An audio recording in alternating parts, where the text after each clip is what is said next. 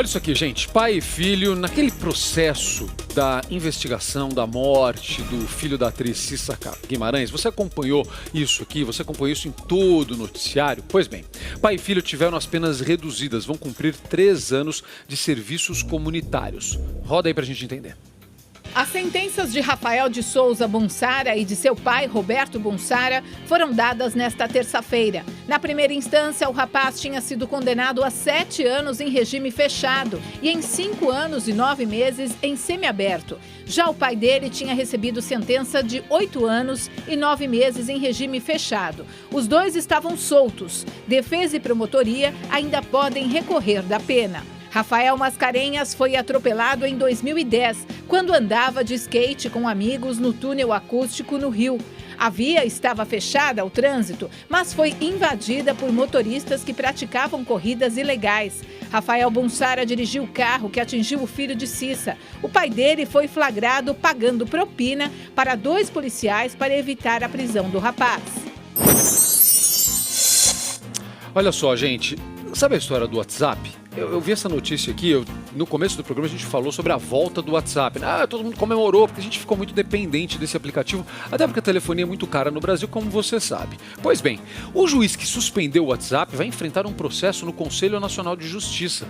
O órgão vai avaliar se houve abuso de poder por parte do magistrado ao determinar o bloqueio do aplicativo em todo o país. Como você sabe, o WhatsApp ficou pouco mais de um dia fora do ar, depois a decisão caiu, enfim, aquela história toda.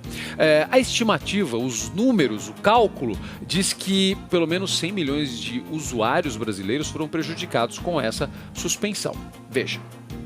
O processo é contra o juiz Marcel Maia Montalvão, da Vara Criminal de Lagarto, em Sergipe. Ele causou polêmica ao determinar a suspensão do WhatsApp em todo o país.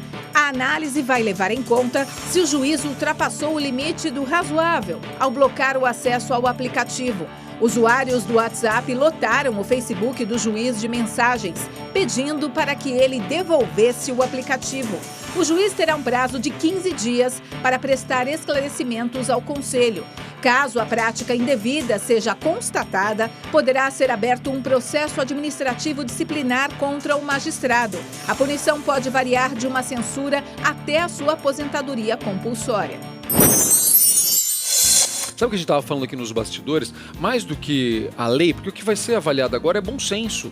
Porque a própria Anatel, ontem eu mostrei aqui a manifestação da Anatel, considerando um exagero a medida, especialistas que nós ouvimos também. Essa é a sensação geral. A sensação geral é essa. Mesmo que a empresa, no caso o Facebook, que é o dono do WhatsApp, mesmo que a empresa tenha a obrigação de fornecer as informações, ou pelo menos fornecer a explicação para não ter acesso às tais informações que o juiz queria, mesmo pensando dessa forma, será que todas as pessoas no Brasil precisariam ficar sem o aplicativo? Qual a relação entre nós, usuários, e aquele caso? E é isso que foi, e é esse o debate agora, uma questão de bom senso. É a justiça da justiça e a gente vai acompanhar isso e dividir com você, tá bom?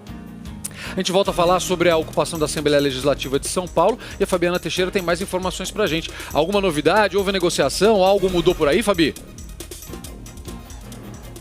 Bem, Zuca, apesar da coletiva de imprensa, Fernando Cabeça ter dito que o objetivo da casa é retirar os estudantes de forma pacífica, o que a gente observa aqui na Assembleia Legislativa nesse momento é um clima de tensão. O que acontece? Os estudantes estão dentro do plenário, passando essa sala dos espelhos onde nós estamos aqui, porque o acesso à imprensa também está restrito, a gente não pode mais ter acesso ao plenário. Os estudantes estão lá, concentrados, eles só têm acesso a um banheiro e também à água, o acesso aos alimentos também. Não chegam mais alimentos para os alunos, a não ser que deputados ou funcionários aqui da Assembleia Legislativa tragam esses alimentos. Aqui na Assembleia, todos os acessos de entrada à Assembleia Legislativa foram fechados, com policiamento reforçado, e já há informações de funcionários aqui da casa que a Força Tática da Polícia Militar estaria no subsolo. Fernando Capês, na coletiva de imprensa, disse que vai entrar com pedido pedido de reintegração de posse aqui do plenário para que os trabalhos deem continuidade. Hoje foi decretado ponto facultativo, então a gente deu uma andada aqui pela Assembleia, muitos corredores vazios, mas a situação é essa. Os estudantes dizem que vão ficar, não vão sair daqui, são cerca de 80 estudantes que estão concentrados no plenário. Eles protestam e pedem a abertura dessa CPI para investigar a máfia da merenda. Até agora já conseguiram 25 deputados que já disseram que vão assinar esse pedido para que então ele seja protocolado, mas para dar entrada realmente nesse pedido de CPI, são necessários 32 votos. Há várias comissões de deputados aqui que chegam a todo momento para conversar com os estudantes, comissões que apoiam esse protesto dos estudantes e também comissões que tentam fazer a retirada deles, mas a gente espera que seja de forma pacífica. Mas hoje os olhares realmente estão aqui para a Assembleia Legislativa, neste momento que a gente acha ainda que é de tensão, porque assim um policiamento reforçado, estudantes que não querem sair, então vale ficar atento a todos os detalhes que devem acontecer na parte da tarde aqui na Assembleia. Vamos acompanhar isso de perto. A Fabiana vai continuar por lá. Deixa eu só reforçar uma coisa que eu já falei aqui ontem. Polícia no mesmo ambiente de estudante, em geral, não dá certo. Então, realmente, tudo tem que ser feito de forma pacífica, com conversa, com negociação. Eu nem sei se a CPI é o melhor caminho. Investigar, sim, é o melhor caminho. Tem que investigar. Se tem uma denúncia de corrupção, não importa em que área. Se está envolvendo dinheiro público e tem denúncia de corrupção, tem que investigar. Eu não sei se a CPI é o melhor caminho, particularmente, porque... Cá entre nós, chega pertinho aqui, chega pertinho. As últimas vezes que a gente viu CPI, não deu muita coisa. Você sabe disso, né? Porque fala, investiga, vai lá, tem depoimento, mas na prática, a gente não vê muito resultado. O que não significa que não tem que investigar. Porque no caso da Lava Jato, que não tem nada a ver com CPI, a coisa está crescendo. E a Lava Jato continua firme e forte. Daqui a pouco a gente vai falar sobre isso aqui. Aí a investigação funciona. Então, que tem que investigar, tem. Tem denúncia de corrupção, tem denúncia de desvio de dinheiro.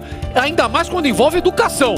Aí mais ainda. Educação, saúde, tem que investigar muito. Então, os estudantes têm razão quando dizem que querem uma investigação. Eu só não sei se CPI é o melhor caminho.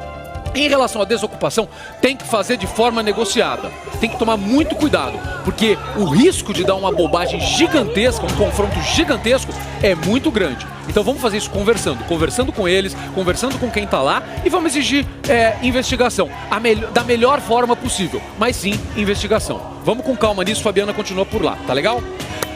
A polêmica da regulamentação do Uber tem um novo capítulo hoje em São Paulo e a Cris Magalhães vai falar sobre isso com a gente agora. Da outra vez foi adiado, né, Cris? O que vai acontecer hoje? Olha só, Zuca, o projeto ainda cria muita polêmica do serviço Uber, está gerando na cidade de São Paulo. A Câmara Municipal conseguiu incluir hoje na pauta de votação desta quarta-feira o projeto de lei que regulariza aplicativos de transporte individual e particular na capital. Não é só para o Uber, tem outros aplicativos parecidos. Para iniciar de fato a votação, porém, o governo precisa manter o apoio aí da maioria para tornar o projeto prioridade. Os taxistas hoje na cidade já começaram a fazer protestos, estão se mobilizando, chegaram a fechar algum acesso aí do aeroporto de Congonhas e lá na Câmara Municipal também já tem taxista protestando. Essa não é uma pauta prioritária, tem outras hoje para serem votadas na Câmara. Vamos ver se os vereadores conseguem aí fazer essa votação tão polêmica que gera tanta discordância aí entre os motoristas de táxi, Zuca. Tem que conseguir, né, Cris? Tem que conseguir, porque na hora de pedir nosso voto, eles estão lá. Tem eleição esse ano, né? Então tem que resolver isso. Não dá pra ficar desse jeito. Os taxistas insatisfeitos, os motoristas do Uber com medo, eles têm medo, eles precisam trabalhar e eles querem trabalhar e eles estão trabalhando e estão fazendo um bom trabalho. Só que eles têm medo de circular. Então tem que resolver, tem que regulamentar logo. Aí cria uma regra e aí essa regra tem que ser cumprida, ponto. Então vamos lá, né, seus vereadores? Vamos fazer o trabalho de vocês, que esse ano tem eleição e vocês vão pedir nosso voto. É ou não é? Aí vão pedir nosso voto. Então tem que trabalhar, tem que resolver isso de uma vez. Como empurra esse negócio com a barriga? Chega disso, tem que resolver isso. Pelo amor de Deus, as pessoas estão precisando trabalhar, tem desemprego. O Uber apareceu como alternativa. Então as pessoas estão indo em busca disso, mas estão trabalhando com medo. Outro dia, no dia da outra votação, eu conversei com o motorista do Uber, ele falou, ontem eu não saí de casa. Fiquei com medo de sair de casa, então não fui trabalhar. Fala sério. Então tem que ter regulamentação e resolver isso de uma vez. Resolve logo isso.